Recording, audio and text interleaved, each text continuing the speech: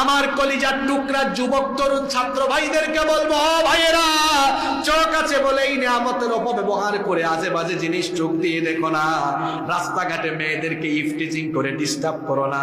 তোমাদের হাসলত্ব হলো এমন, মেয়ে দুই তিনটাকে সামনে দেখলে এরপরে এক বন্ধু আরেক বন্ধুরে কয়, দোস্ত কি যে দেখছি, মাথা কিন্তু ঠিক নাই। তোমার মাথা ঠিক থাকে না কেন? আল্লাহ বলেছেন, কুল্লিল মুমিনিনা ইয়াগুদ্দু মিন আবসারিহিম। ও নবী, মুমিন পুরুষদেরকে বলেন তারা যেন তাদের চক্ষুকে নারীদের দিকে নয়, পরনারীর দিকে না দিয়ে তারা যেন নিচের দিকে দেয়। আদেশটা কার?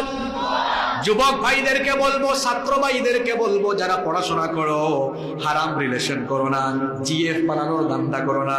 বোনদেরকে বলবো, বিএফ বানানোর ধান্দা করো না, হারাম রিলেশন করো না। হারামের মধ্যে কোনো আরাম পাওয়া যাবে। চরিত্র সুন্দর করো, পরনারী থেকে নিজের চোখকে হেফাজত করো, চরিত্রটাকে সুন্দর বানাও। অবৈধ